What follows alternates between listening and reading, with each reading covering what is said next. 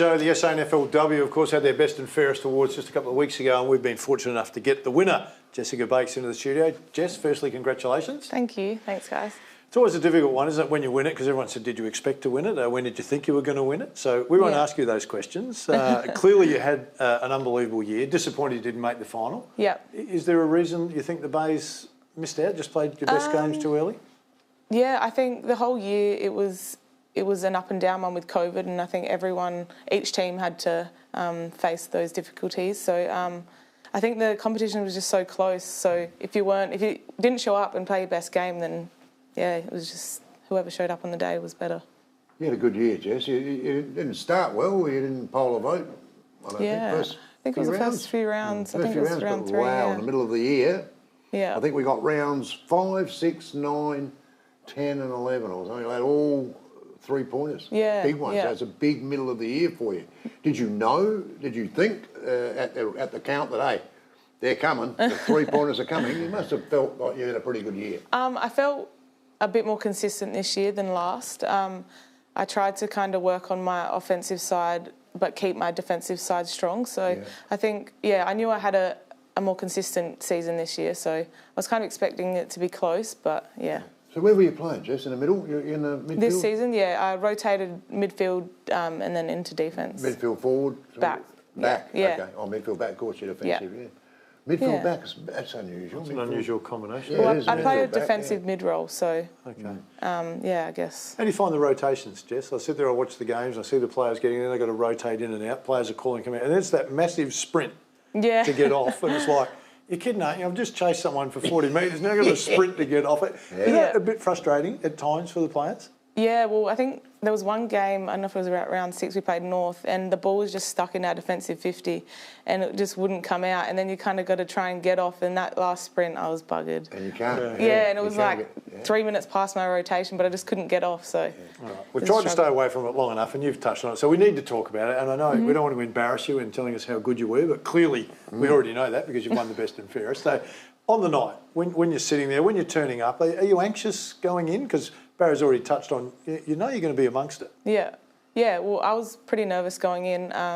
Last season, I came runner-up with Shelby Smith from Central, so I knew there was a few of us in contention for it, so I was pretty nervous. I'm not like a really big public speaker, so getting on stage and talking in front of hundreds of people wasn't, thrilling to me, but it was good to come out with the win, it was awesome. I was going to ask you that. That's what I was going to ask. Did you prepare something before you left? Did you prepare a little note? I mean, you should. I mean, there's nothing wrong with it because you're one of the faves, really, in your own mind. But you have a little something prepared to say? I had, written in my notes that day, just a few things I wanted to mention. But when I got up there, they all went... You can't remember I can't even remember the speech. I haven't even looked back at it. And you missed half your coaching panel out and you missed your mum and your your dad. No, I actually got all my coaches. I think I got everyone I wanted to thank, but... I don't even know. I can't even remember being up there.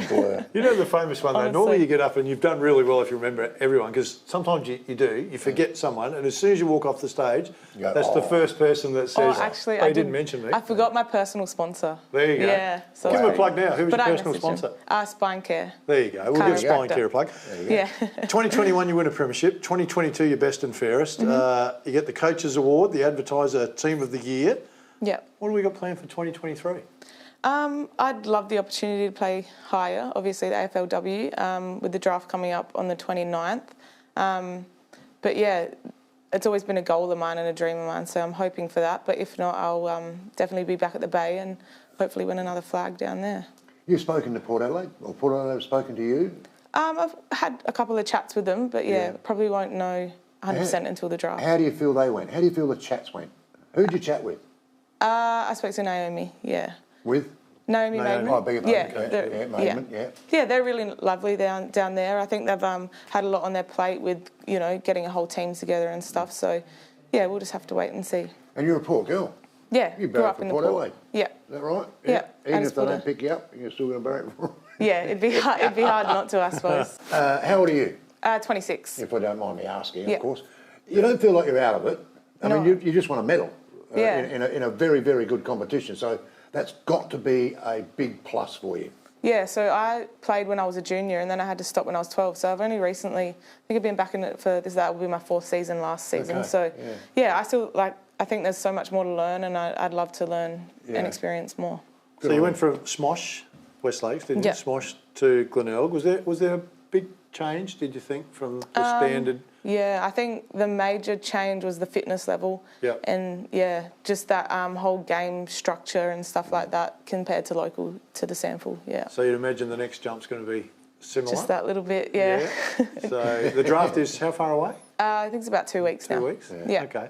Yeah. It'll be a nervous time for you. Yeah, it is a little bit. You kind of sound like you want the challenge though. As much as I want to play at that level, the challenge of getting there. Yeah, I think it's exciting. It's exciting to learn. Well, they say you're playing your best footy when you're 26. Yep, that's what they say. Bingo. So you're in the right window. In your window. Yeah, it'll be a really interesting one. Good luck. Jess, what drew you to footy?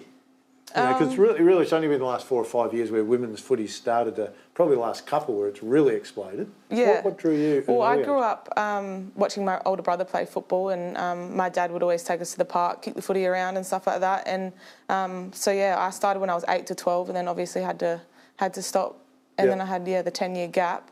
But I always just loved the sport. My parents always watched it on TV, and my brother played. So, yeah. Okay. Where did your brother play? He played at North Haven. Yeah. And then he did play for the Maggies in, I think it was like under 18s, but What's his name? Hayden Bates. Yeah, I think I know. I know a couple of bases down there that have played locally. So Stephen was one of them, and then there's another one. Well, could be your brother. Hayden, I know because you started at North Haven. Yeah. Your footy was at North Haven as well as a junior. Played 4 years down there. Well, they must have been one of the first clubs that actually had the I women's think football in. It was. Well, I played with the boys. Yeah. I knew there was a couple of girls that played for Rosewater and stuff like that when I played. So Okay. You know, Jess, most athletes have players they admire and they aspire to be like them. You're kind of setting the benchmark now for women to be like you. When you were growing up, who were the players? Because there weren't the women footballers to model yourself on, so you probably modelled more on a...